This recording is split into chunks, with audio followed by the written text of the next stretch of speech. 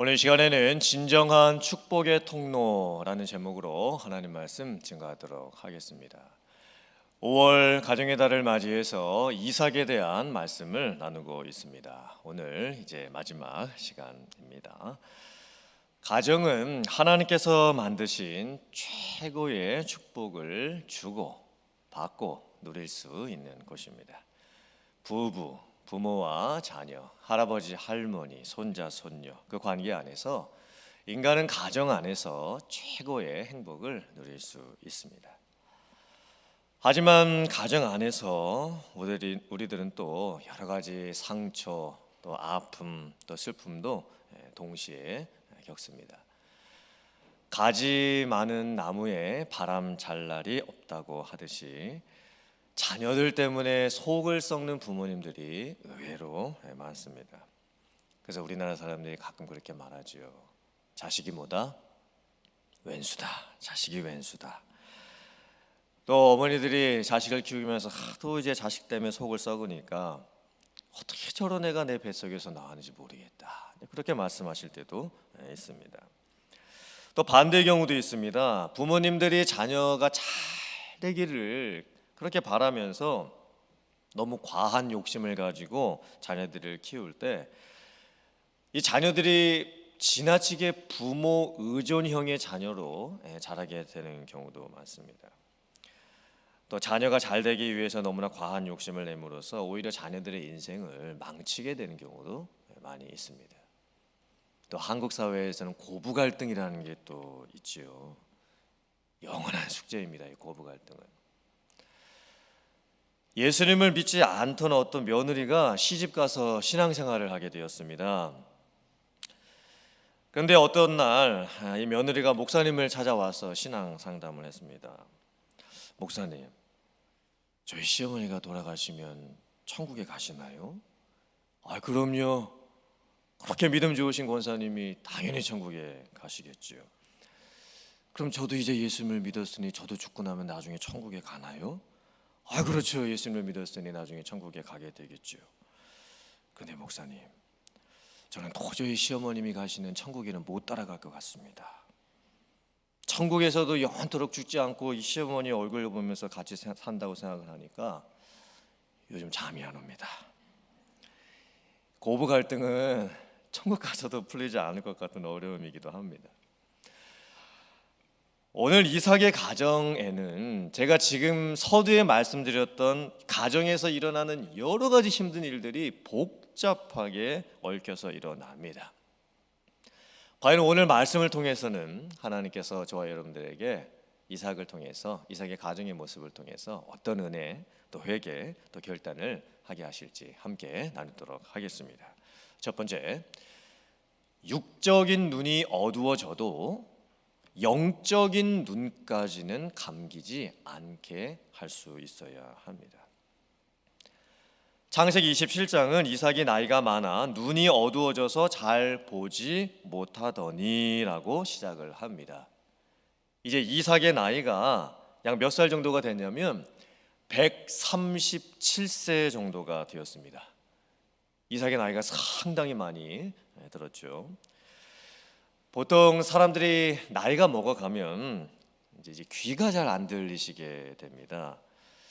그래도 어느 정도 나이가 많이 드셔도 그래도 눈은 이렇게 아직까지 잘 보시는 분들이 있습니다. 물론 이제 가까운 것들은 못 보지만 사람 분간 정도는 할 수가 있죠.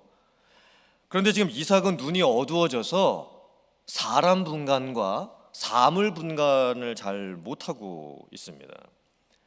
그렇게 눈이 지금 나빠졌습니다. 그런데 이삭은 단순하게 나이가 많아져서 육적인 눈만 나빠진 게 아니었습니다. 영적인 감각도 잃어버리고 분별력을 잃어버리고 영적인 눈이 감기게 되는 것 같은 상황이 된 것입니다. 이삭이 어느 날 자기는 늙었고 어느 때 내가 죽을지를 알지 못하니까 내가 이제 잘 먹고 그다음에 큰아들 에서를 축복을 해줘야 되겠다 이렇게 생각을 합니다. 큰아들 에서를 부르고는 네가 들에 나가서 사냥을 해서 내가 좋아하는 그 별미를 만들어서 내게 가지고 와라. 그러면 내가 너에게 내 마음껏 축복을 베풀어 주겠다. 이 상황을 잘 보면 이삭은 축복을 해주고 싶은 마음에 고기 음식을 별미를 만들어 달라고 하는 것이 아니라 이 고기 음식 별미를 먹고 싶은 그 마음에 지금 큰아들을 불러서 축복을 약속을 해주고 있습니다. 창세기 27장을 잘 읽어보면요, 가장 많이 나오는 단어가 별미라는 단어입니다. 별미, 그리고 음식을 만들다, 내가 좋아하는, 이런 단어가 계속 반복해서 나옵니다. 지금 이삭은 자녀에게 축복을 해주는데 음식 먹고 싶은 그런 마음 때문에 지금 자녀를 축복해 주려고 하고 있습니다.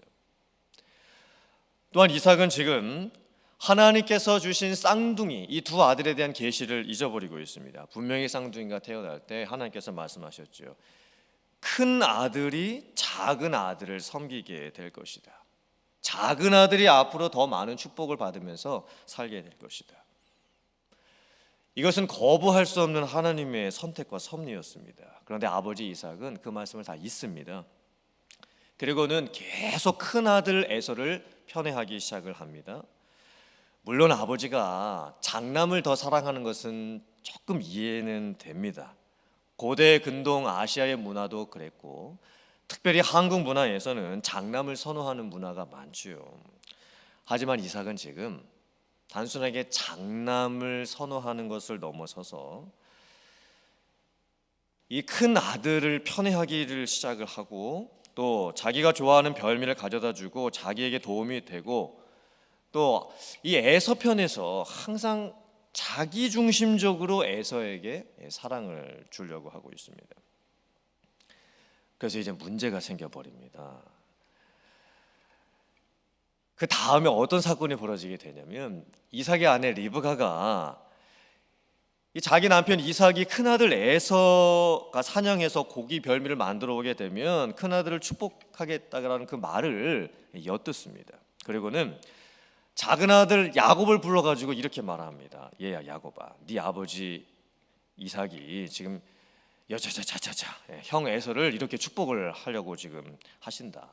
지금 빨리 가서 염소 새끼 2마리를 잡아가지고 나한테 가지고 와라. 그러면 내가 별미를 만들어서 너에게 줄 테니까 네가 네 형 대신 아버지에게 가가지고 그 별미를 갖다 드리고 네가 형 대신에 그 받을 축복을 다 받아라.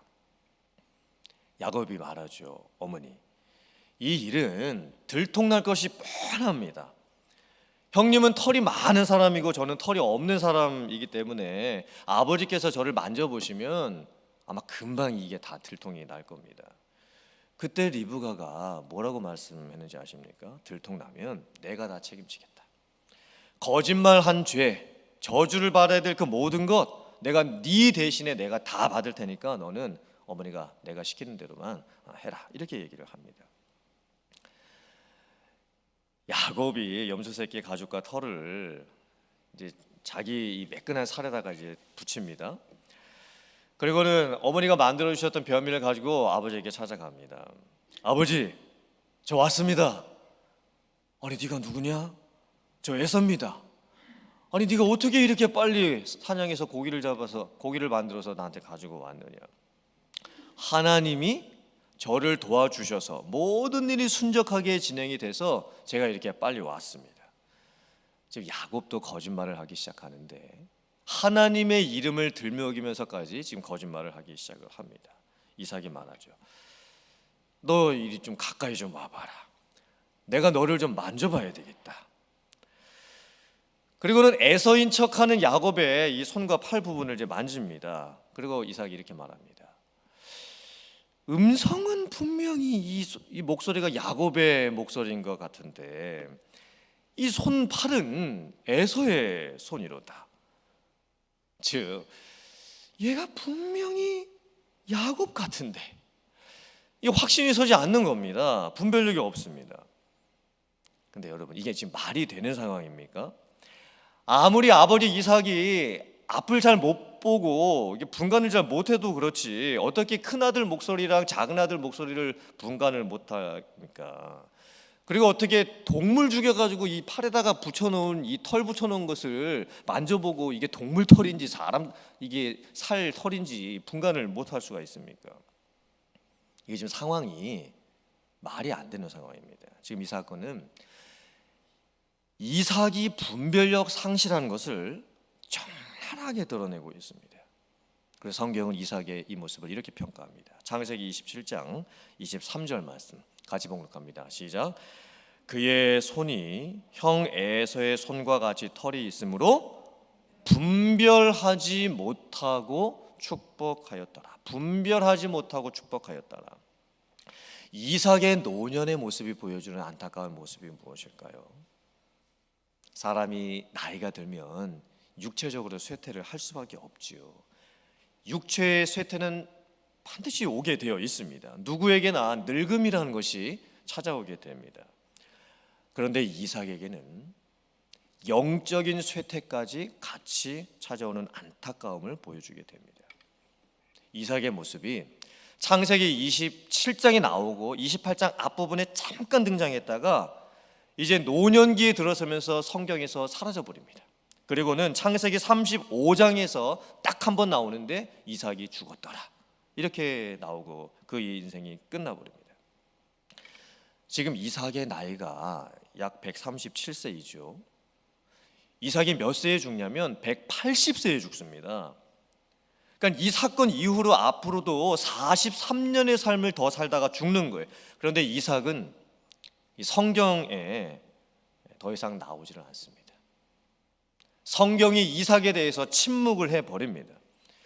물론 지금까지 보여줬던 이삭의 모습 중에서 좋은 모습이 많이 있었습니다. 그런데 이삭이 보여주고 있는 가장 안타까운 모습 중에 결정적인 안타까움이 뭐냐면 노년에 말년에 하나님의 계획 언약 다 잊어버리고 두 쌍둥이에게 주셨던 섭리 다 잊어버리고 아들을 축복할 때도 영적인 분별력을 다 잊어버리고 상실해버리는 겁니다. 노년에 잊혀져 버리는 인물, 이게 이삭이 보여주는 가장 안타까운 모습인 거예요. 시편 71편 18절과 92편 14절 말씀 같이 봉독해 보겠습니다. 시작. 하나님이여 내가 늙어 백발이 될 때에도 나를 버리지 마시며 내가 주의 힘을 후대에 전하고 주의 능력을 장래의 모든 사람에게 전하기까지 나를 버리지 마소서. 그는 늙어도 여전히 결실하며 진액이 풍족하고 빛이 청청하니. 이 말씀은 우리가 평생 기도해야 될 기도 제목입니다. 지금 40대 되시는 젊은 집사님들도 지금부터 이 기도를 하실 수 있어야 됩니다. 본인 스스로가 이제 내가 좀 나이가 들어가는구나, 내가 이제 좀 나이를 먹었구나 라고 생각이 되시는 분들은 정말 이 기도를 많이 하셔야 됩니다. 우리가 나이가 들어가면서 누구에게나 다 육체가 쇠퇴하는 시기가 찾아오죠. 하지만 영적인 쇠퇴까지 같이 오면 안 됩니다. 우리가 육신이 약해져 가도 영적으로는 더 성숙해 갈 수가 있습니다. 제가 주변을 보면 참 멋있는 어르신들이 있습니다. 믿음이 멋있어 보이는 그런 어른들이 계십니다. 그분들은 육적으로는 육체적으로는 쇠약해 보여도 영적으로 깊이가 있고 넓이가 있습니다. 인품을 넘어서는 영품이 있습니다. 영적인 성품을 갖고 계시는 거예요. 때로는 젊은 집사님들에도 영품이 있는 집사님들이 있습니다. 사실 영적인 성숙도, 이 영품은 육신의 나이와 상관이 없을 때가 많습니다. 젊은데도 영품이 있는 분들이 계시고 나이가 많이 드셨는데도 영품이 없는 분들이 계십니다. 우리가 나이값을 하라고 하잖아요. 얼굴값을 하라고 하잖아요. 더 중요한 것은 신앙값을 할 수 있어야 합니다.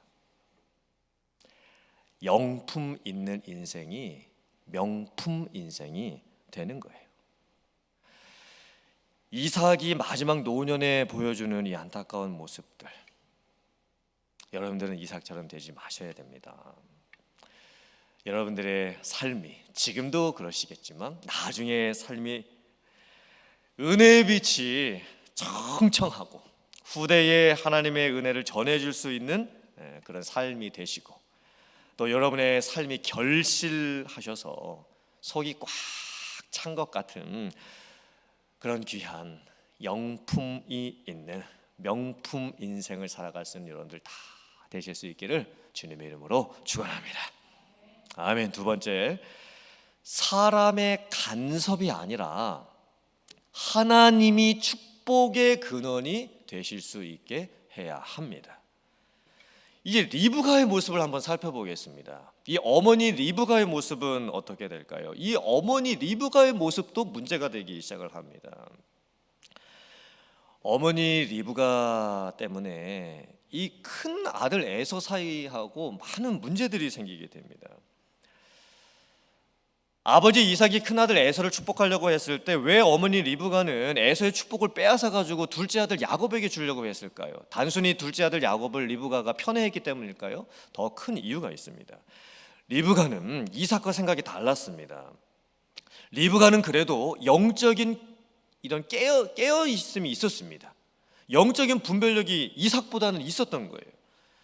그래서 쌍둥이 두 아들이 태어날 때에 큰 자가 작은 자를 섬기게 될 것이라는 그 하나님의 그 섭리, 이게 반드시 이루어져야 된다고 리브가는 생각을 합니다. 또 남편 이삭이 자녀들을 축복해 줄 때 그 아버지의 영적인 권위로 축복을 해주는 그것이 얼마나 중요한지를 어머니 리브가는 잘 알고 있었습니다. 그러니까 성경을 보면요, 이삭이 축복하려고 하는 관점과 리브가가 축복 이렇게 해주는 그 관점이 좀 다릅니다. 한번 화면 한번 보세요. 이삭은 어떻게 생각을 했냐면, 내가 죽기 전에 내 마음껏 네게 축복하게 하라, 이렇게 이삭이 말을 합니다. 내가 죽기 전에 내 마음껏 네게 축복하는 거예요. 그러니까 이 축복이 다 자기중심적입니다. 근데 리브가가 이 둘째 아들 야곱에게 아버지로부터 축복을 대신 이제 받게 할 때 했던 말이 있습니다. 중요한 단어가 뭡니까? 여호와 앞에서 네 아버지가 너에게 축복하게 하게 돼야 된다. 이 여호와 앞에서라는 이 말을 리브가가 붙입니다. 그러니까 이 어머니 리브가는요, 하나님께서 아버지 이삭을 통해서 자녀들에게 주는 이 축복이 얼마나 놀라운 것인지를 잘 알고 있었어요. 이건 단순하게 아버지가 그냥 육신의 마음으로 아유 우리 자식들 좀 잘 되면 좋겠다, 이런 관점이 아니라는 것을 어머니 리브가는 잘 알고 있었던 거예요. 이건 하나님이 주신 축복이었던 거예요. 아버지의 권위를 통해서 하나님께서 베풀어 주시는 축복이었던 거예요. 그래서 가정에서 아버지의 말 한마디가 참 중요합니다. 가끔 하시는 아버지의 말씀이긴 하지만 아버지들의 말씀 한마디가 얼마나 자녀들에게 큰 영향력을 주는 것인지 모릅니다. 아버지의 말씀 한마디가 자녀를 살리는 거예요. 그만큼 아버지의 말씀들에 영적인 권위가 있습니다. 그런데 리브가가 잘못했던 게 있습니다. 그게 뭐냐면 자기의 노력, 자기의 속임수, 자기의 관계로 이 둘째 아들에게 하나님의 축복을 주려고 했다는 거예요. 리브가의 영적인 가치관은 옳았습니다. 하지만 지금 앞을 잘 못 보고 있는 남편을 속여가지고 둘째 아들에게 축복을 주려고 하는 그 관계, 그건 참 야비했습니다. 이 리브가가 그렇게 했으면 안 됐던 거예요. 그래서 어머니하고 둘째 아들하고 공모해가지고 지금 아버지를 속이고 있지 않습니까? 리브가가 이렇게 하지 않았어도 돼요. 이런 관계를 쓰지 않아도 됩니다. 왜 그럴까요? 하나님께서 둘째 아들 야곱을 축복하시려면 리브가가 이렇게 하지 않아도 하나님께서 알아서 다 둘째 아들을 축복해 주십니다. 왜냐하면 하나님께서 그 두 아들 쌍둥이가 태어날 때 하나님이 언약을 주셨잖아요. 그럼 리브가가 나서서 간섭하지 않아도 하나님이 알아서 다 축복을 주십니다. 근데 리브가가 지나치게 간섭하는 거예요. 지나치게 그 사이를 끼어듭니다. 그래서 결국에는 큰아들 에서도 상처받고 둘째 아들도 도망가서 20년 동안 가족을 떠나서 사는 일이 벌어지게 돼요. 이건 다 어머니 때문에 일어나는 것이, 리브가 때문에 이런 일이 생기는 거예요. 이삭의 가정에서 이 큰아들 에서의 모습을 보면 아버지 어머니로부터 인정받지 못하는 이 아들의 모습을 보여주게 됩니다. 그러면서 이 큰아들 에서가 계속 삐뚤게 나가요. 에서가 이제 결혼을 하는데 누구랑 결혼을 하냐면 헷족 속의 딸들과 결혼을 합니다. 그러니까 이방 여인들을 맞이해서 결혼을 하고 딸들과 결혼했다는 게 무슨 뜻입니까? 아내가 2명이에요. 일부 다처제를 지금 하기 시작을 합니다. 하나님께서 한 남자와 한 여자가 결혼해서 부부가 되게 하셨죠. 이게 하나님의 법이었어요. 그런데 창세기를 보면 라멕이라고 하는 사람이 최초로 그것을 어깁니다. 그리고 일부 다처제를 시행하기 시작합니다. 하나님께서 라멕의 계보를 버려버리십니다. 그런데 이제 에서가 사실 고대 근동 아시아에서는요, 부모님이 주선해서 결혼하게 되는 경우가 많았어요. 물론 그 의미가 오늘날처럼 뭐 중매 결혼했다 그런 의미가 아닙니다. 그런데 에서는 부모가 반대하는 결혼을 합니다. 자기가 나서서 합니다. 그리고 아브라함으로부터 시작되었던 이 동족 간의 결혼, 이 혈통을 지켰던 결혼을 깨버립니다. 그리고 일부 다처제의 결혼을 하는 거예요. 이게 어머니 리브가에게도 상처가 되고 큰아들 에서에게도 상처가 돼요. 그리고 계속 갈등이 일어납니다. 창세기 27장 46절 보겠습니다. 자, 시작. 리브가가 이삭에게 이르되 내가 햇사람의 딸들로 말미암아 내 삶이 싫어졌거늘. 즉 에서가 결혼했던 며느리 2며느리 때문에 지금 힘들다는 거예요. 그리고 야곱이 만일 이 땅의 딸들 곧 그들과 같은 햇사람의 딸들 중에서 아내를 맞이하면 내 삶이 내게 무슨 재미가 있으리까? 지금 어머니 리브가가 뭘 걱정합니까? 이제 둘째 아들도 혹시나 이 햇사람 이방 족속과 결혼할까 봐 걱정하고 있는 거예요. 그렇게 되면 나는 사는 의미가 없다. 이렇게 지금 리브가가 얘기를 하는 거예요. 그런데 악순환이 계속 벌어집니다. 창세기 28장 8절 9절 말씀 같이 한번 보겠습니다. 자, 시작. 에서가 또 본즉 가나안 사람의 딸들이 그의 아버지 이삭을 기쁘게 하지 못하는지라. 이에 에서가 이스마엘에게 가서 그 본처들 외에 아브라함의 아들 이스마엘의 딸이요 느바요스의 누이는 마알렛을 아내로 맞이하였더라. 에서가 또 결혼을 해요. 근데 이번에는 누구랑 결혼하냐면